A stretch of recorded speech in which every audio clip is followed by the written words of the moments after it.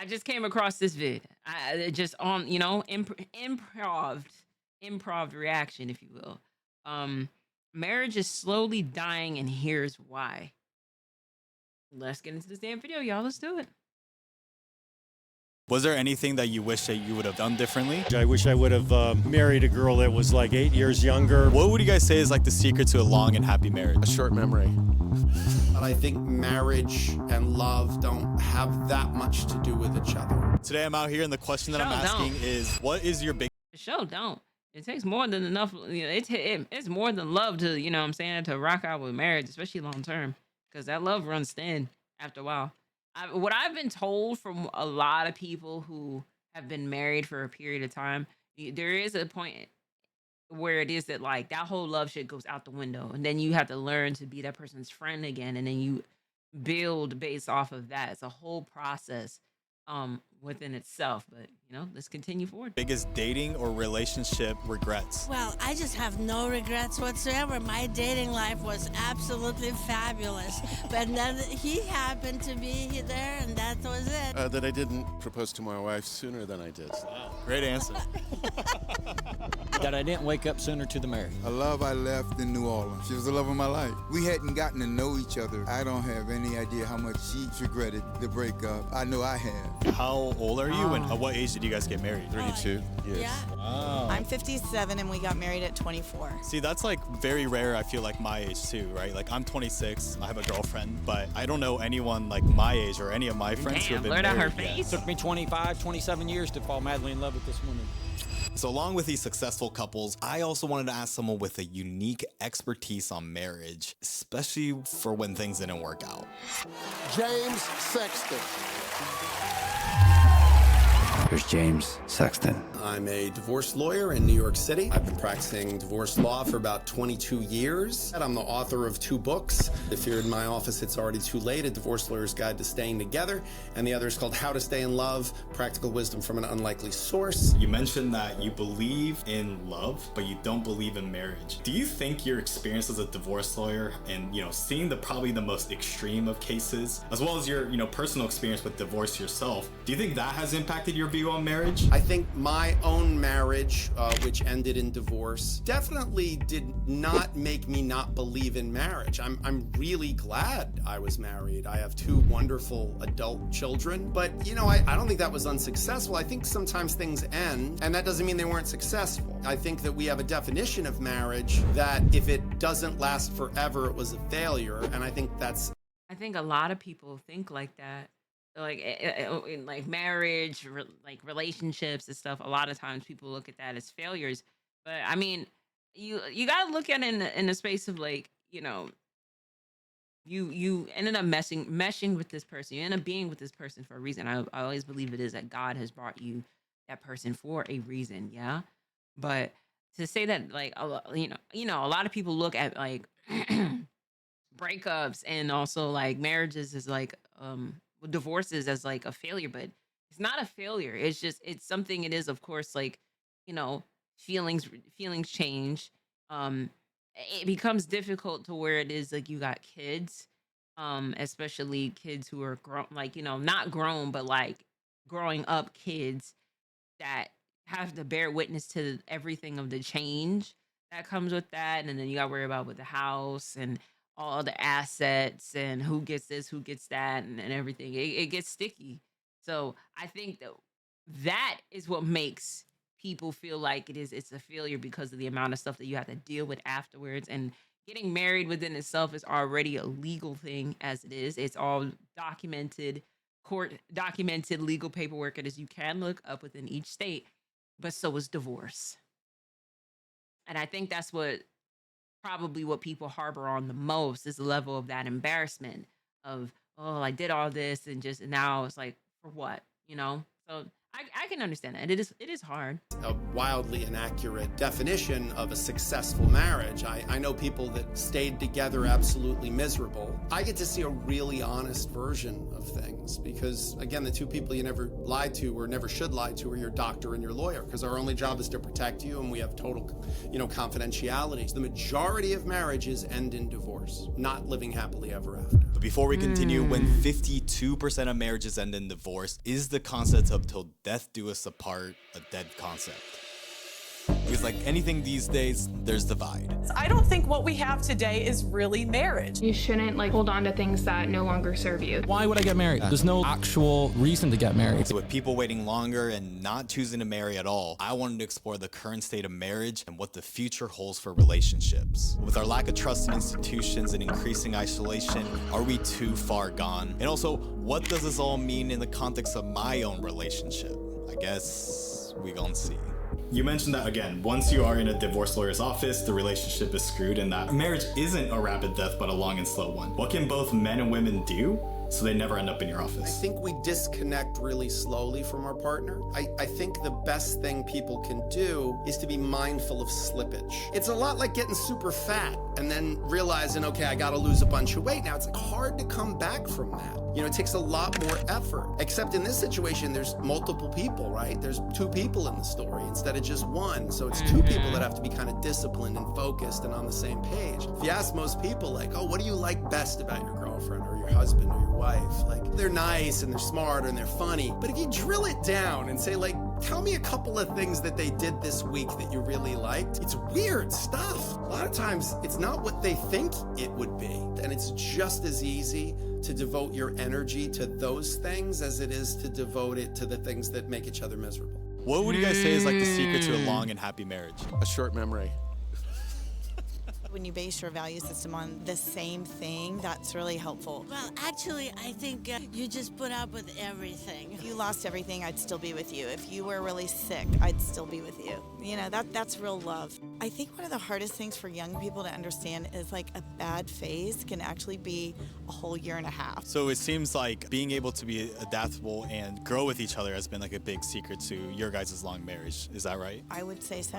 What do you think is the biggest difference between a wife and someone who's a one-night stand? For both men and women. Wife or husband, that means substance. What do you think is the most important quality to look for in a partner? You should go shopping with your date to see what they buy and how much they spend, because I think money is a very important part of the equation. I imagine you guys are pretty different from 32 years ago. I feel like I'm changing every single year. In that sense, how has your guys' relationship evolved? It's certainly less tempestuous than it was in the beginning.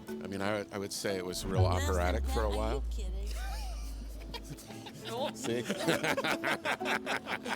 Some things never change. And so unlike older generations who typically got married around their 20s, that's not the case today. Gen Z and millennials are open to marriage, but waiting around 10 years longer to get married at all. Look at me. I'm 26, almost 27, and not married. Whereas my parents... It's okay, gang. I'm about to be 32 next month, and I'm not married. It's A-okay.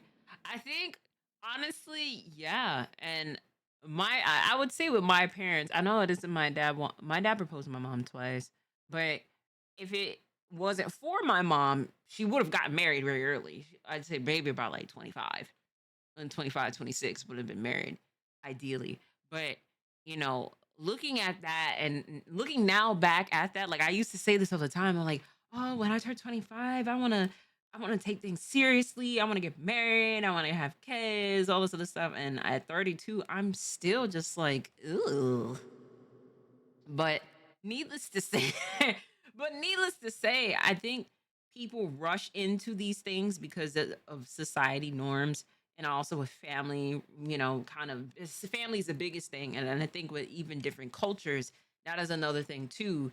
When you're not married at a certain point, then they start looking at you funny, all right, what's going on? How could, have you not found anybody yet? We can help you to find one. There's some cultures, they be arranging marriages type shit. But in reality, I think the thing that people are seeing now with millennials and our Gen Zs is that they're seeing how most people it is who are married are ended up being very miserable. They're a happy married couple online until it is they put that phone down. So that's something it is that people are now taking into consideration. It's just like, yeah, nah, I don't want to be like that. Like I don't want to get into something of this serious until it is I am ready. And I feel that it wholehearted that same way of like, yo, I'm not trying to get into anything of serious commitments until it is I'll know when it is I see it. You know? That's kind of how my feel is on it. But yeah, that number is changing. The people are waiting more to go ahead to have kids. People are waiting more to go ahead and to get married. They seeing everything that's going on, and it's just like, hell no. Parents have my older sister at this age, and I'm here making YouTube videos. Whether it be student debt to higher living costs, And I'm here reacting to it. it makes sense when looking at Gen Z dating lives and its polarity as the loneliest and the horniest. Two different studies found that just half of high school seniors were actively dating, and 1 in 4 young adults were remaining celibate for an entire year. In short, they ain't. Well, not exactly the case, because on the other hand, we're also seeing more adultery and promiscuity, but in an ethical way. Approximately 20% of all Americans have experienced or attempted ethical polyamory at some point in their lives, with that number skyrocketing over recent years. And with Gen Z embracing diverse gender roles and individuals who identify as bisexual or pansexual having a higher likelihood of engaging in polyamorous relationships, is this a passing trend or a lasting one? And so I was curious on what the old heads thought. Another thing that's kind of been like more popular in our generation has been polyamorous relationships. What are your thoughts on polyamory? You know, I have a few friends in open relationships, and I've met polyamorous people. They're always really eager to talk about it. For me, I'm just not emotionally wired that way. I think that's a bad idea. I just think that's super confusing. I'm too jealous and too emotionally chaotic, I guess, to take that. Ironically enough, a lot of cultures outside of the US do polyamorous relationships. But however, the thing is, or it is you have a wife and you have like a second wife and everything like that. That's actually common in other cultures. But a lot of times, and especially back in the day, they used to think the Westerners' idea of marriage is wrong and the polyamorous was correct. So a very interesting turn of events. Is this something that is I would do? No. I don't think it is. I am really built for that. But unfortunately, a lot of people end up being in somewhat of a polyamorous if they know it or not, because of the fact it is that their partners is not being honest about how many people it is they are really engaging with, and that is a very big issue. When it comes down to this, like you're going ahead and let's say you're doing the do, damn it. You're doing the do with someone, and they're not telling you it is that they're also doing that same deed with other people. And then now it's like you're kind of like in the midst of that, you know? So very interesting take. Approach. So it's clear that compared to older generations, the dating scene has changed from expectations to realities. Because back then, without the illusion of unlimited choice, getting married to their high school sweetheart after 6 months together wasn't that crazy. And so since I've been dating my girl long distance for the last 10 months, and I haven't married her yet, I wanted to ask further about the differences between generations. Because as someone who's scared of marriage myself, I have doubts. Can our generation really be the ones to succeed where others have failed? Because as my own relationship has progressed, so too have thoughts like, is she really the right person I can spend the rest of my life with? But perhaps it's natural to have doubt and fear over one of the biggest decisions of our lives. Let's just say that if each person can only buy one engagement ring in their lifetime, I'm sure we'd be a lot more careful. And Dairy Ring is a brand specializing in engagement rings to address exactly that. Dairy Ring has a unique concept that allows you to purchase only one ring in a lifetime for your true love.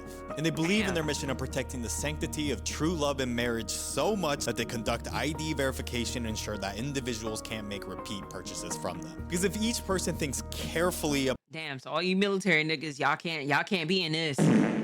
Y'all can't be in this. Y'all military niggas that's on y'all second and third wives, and you go ahead and just scoot over, bro. No shade to people that is in the military. I'm very grateful for your service. And then also my father is in one. My father also got married once. So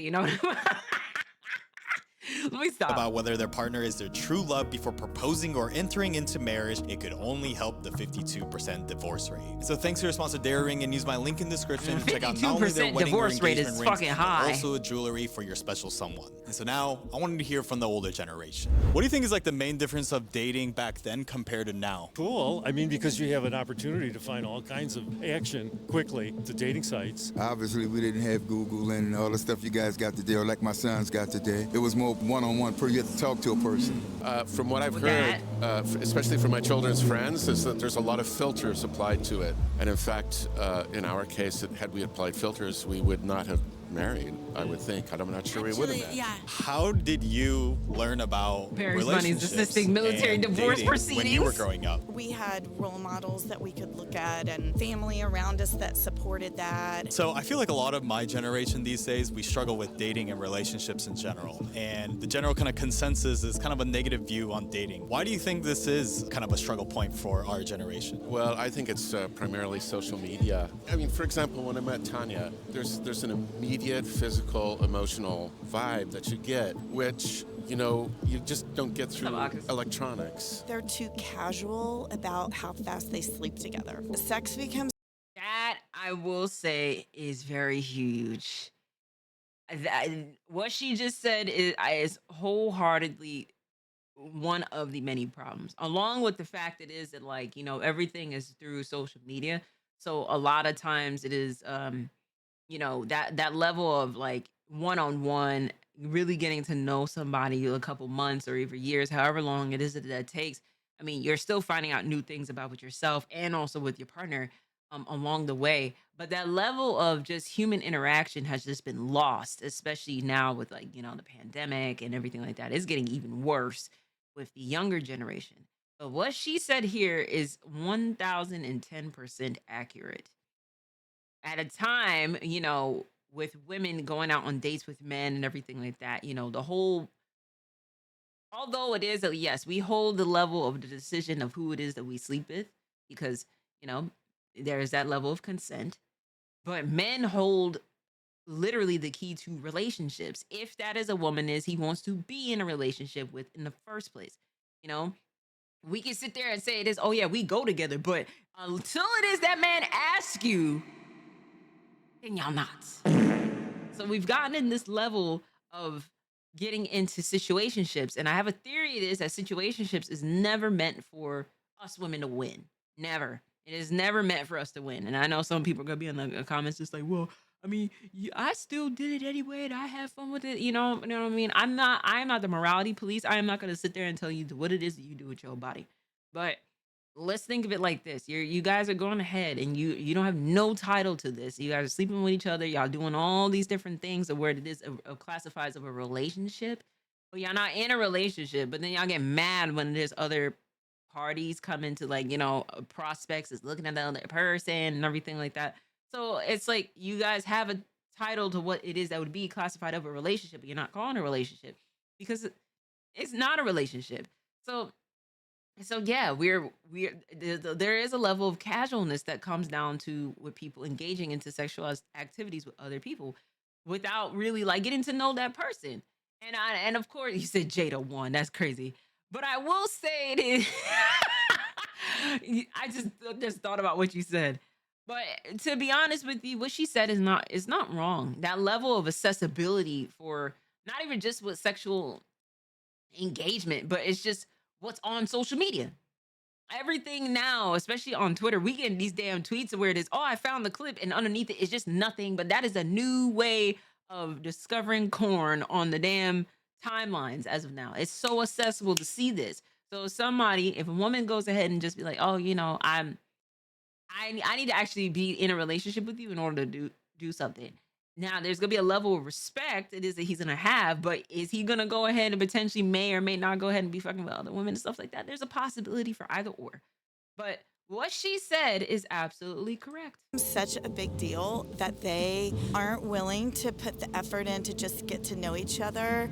And with the rise of hookup culture, it's undeniably influencing how people date. And when art represents culture, still it's have no my surprise Disney that we're now seeing entanglements with content women. on dating gurus, pickup artists, to OnlyFans influencers. But interestingly, this surge is also giving rise to a counter trend in a different type of content. If you are not familiar with the term tradwife, it is a woman who chooses to live a more traditional life with ultra-traditional gender roles. There's been a recent resurgence of traditional marriages as seen by people like this TikTok creator. Yes, I don't want to be a corporate girly. I don't want to climb the ladder. I don't want to be a boss babe. Tradwives are traditional housewives who believe their role is to be homemakers. And their content from cleaning to cooking has caused quite the controversy. I just seen a video on the timeline on Twitter. There's this one girl, I think she's in her 20s. I want to say 23.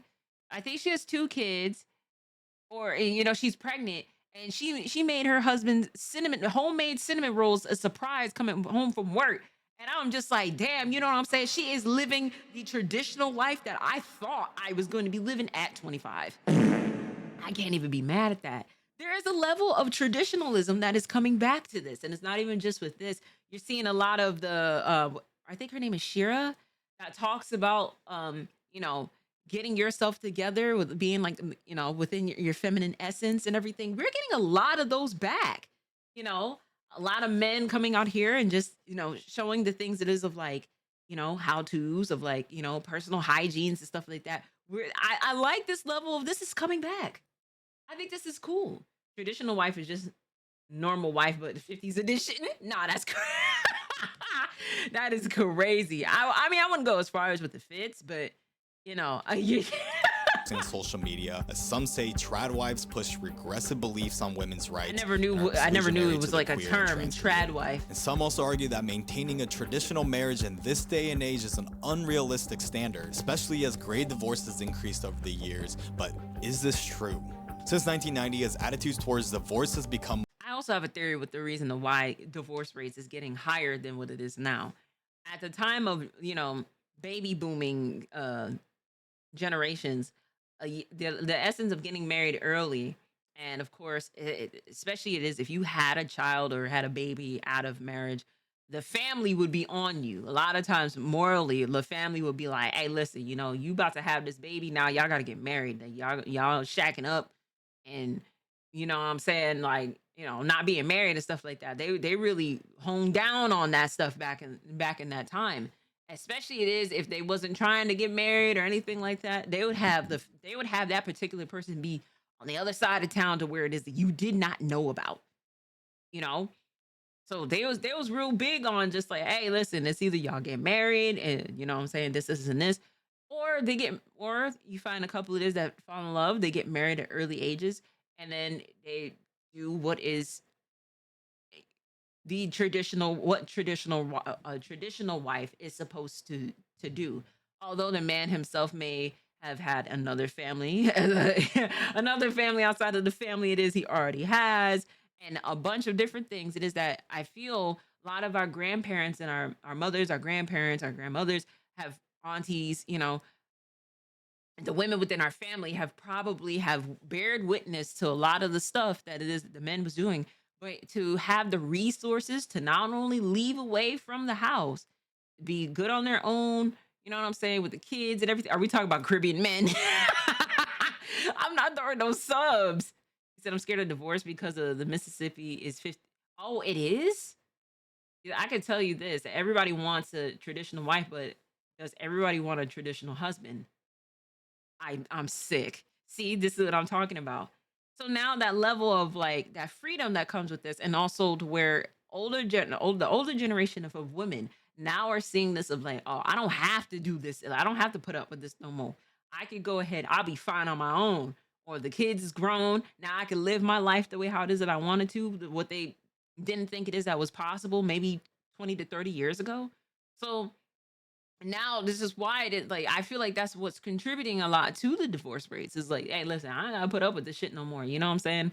Go about your business, but I'm gonna go ahead, I'm gonna live my life, and I'm gonna take these kids, or I'm gonna get this house, and I'm gonna live my life, More socially acceptable, divorces for those over 50 has nearly doubled. But with some studies showing that men in a grade divorce tend to experience more negative effects than women, wanted to ask the lawyer.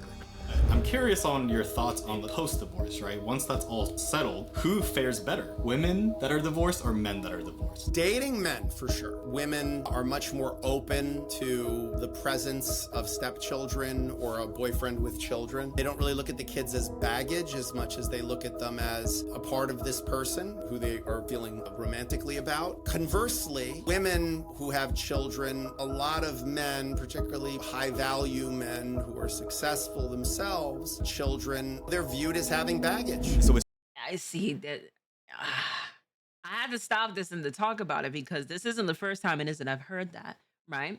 Now, I know niggas did not like Mr. Kevin Samuels, RIP to that man, but a lot of times people did not see, they pushed out all the stuff it is of him getting on women about with like the unrealistic standards it is that they had with dating. Because if you're going to talk about with a high value man, you know, let's call it to what it is. Anytime where it is like a man makes over 100,000 or 150,000 or 200,000 or a mil, you really get into 6 digits, that is a 2%. Like not everybody is able to assess that. 100,000 is something to where it is most average people do not assess as itself. So now you start reaching into those levels of things of like a man goes ahead and gets himself together, get his money right, get his act together. That is looked at as just like if a woman has a child, then they're just like no. A lot of times, if anything, but from what I've seen, and I've asked this question, men go younger. They go younger. They be pulling out these 18s, 19s, the girls in their 20s and stuff like that. Why? Because of no baggage. No baggage whatsoever. The men it could be in their mid age or even older and still have a kid, technically.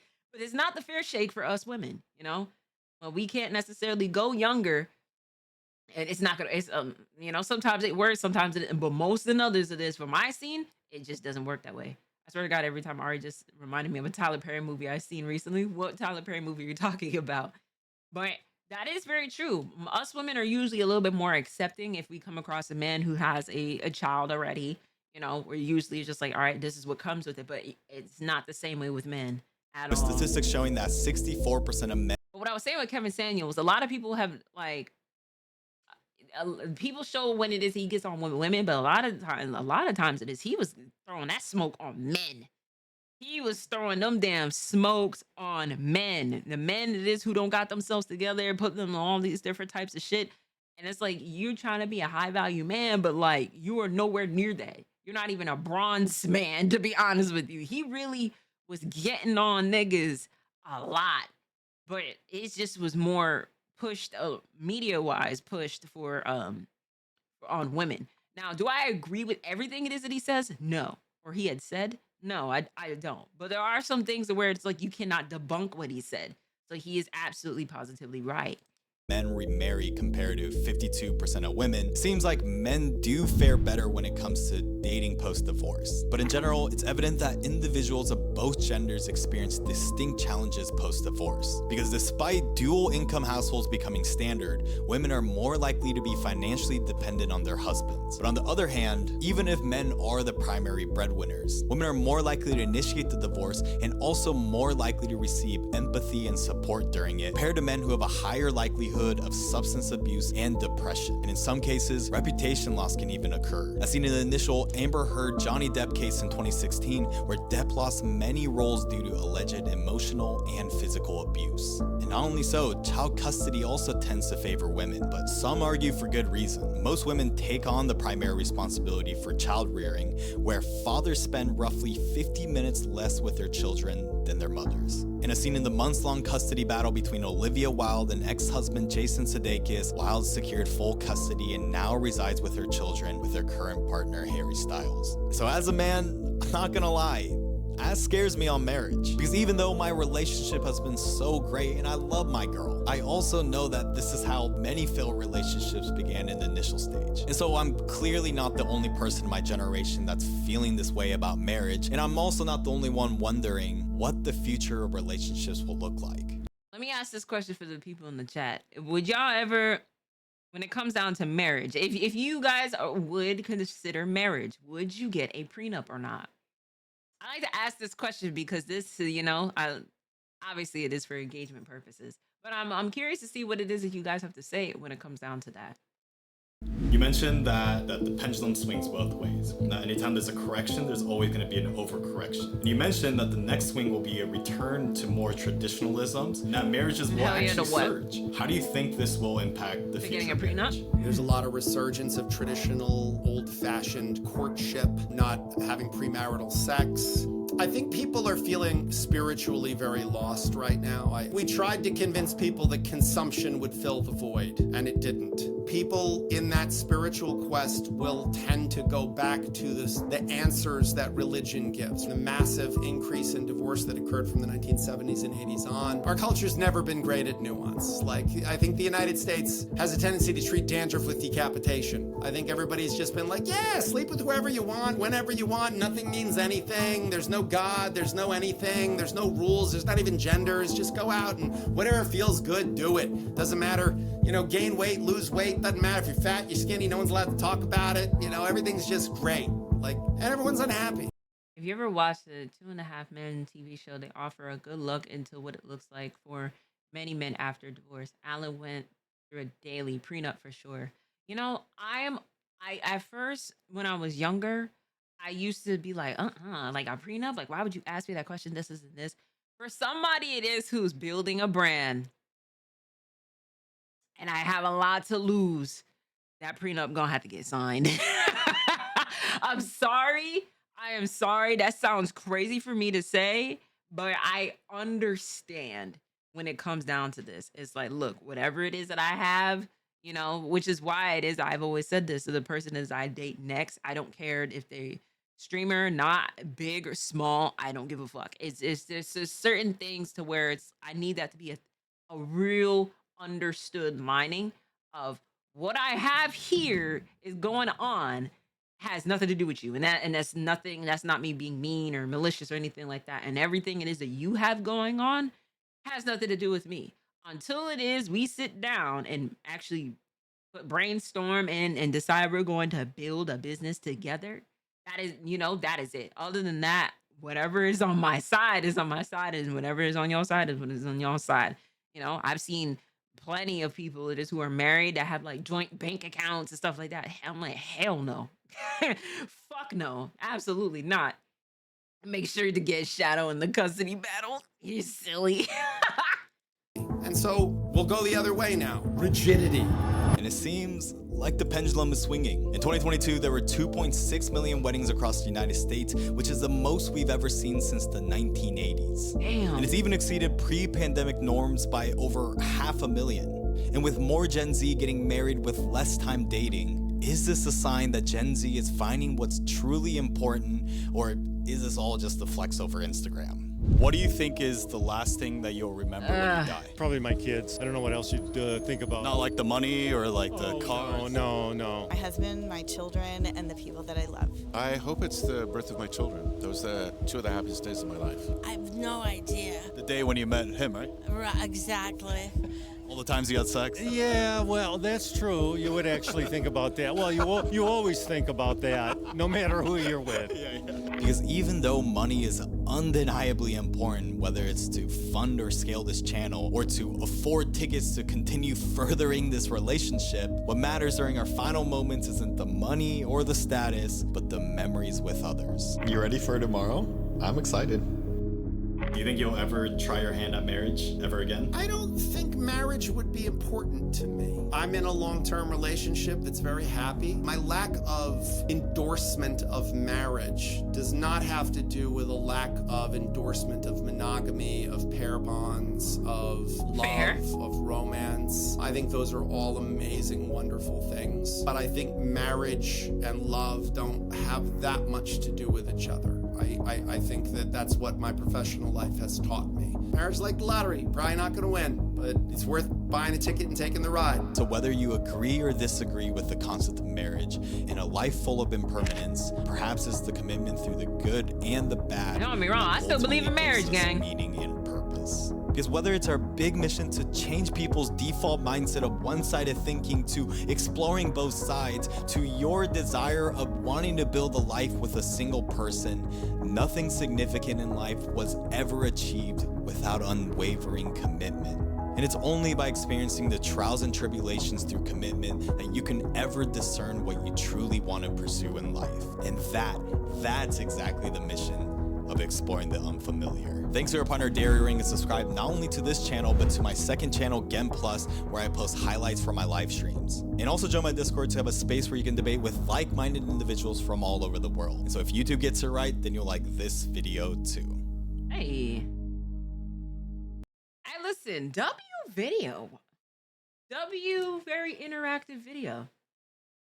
So if people don't establish love before marriage, and that often happens, 3-4 year trial period is standard for that reason. I do feel like it is, you need to be with your partner, however long it is that this may be, to really like know your partner, and to also to know if it is that this is the person you want to be with. You look at this person it is that you with, and even though it is that we are not perfect, the only person is us, God, if you believe in that. You got to be able to look at your person and be like, is this, with everything it is that comes with this person, I will still rock with this person to the end. You got to really think about those questions, and I'll let you know if if that's really the person you want to be with or not. But hey, listen, again, shout outs to you. That was first time reacted to your video, and it was great, great conversation talking about with marriage and dating. So without further ado, again, shout outs to you. Shout outs to y'all in the chat, and shout outs to you at home. I will catch y'all in the next video.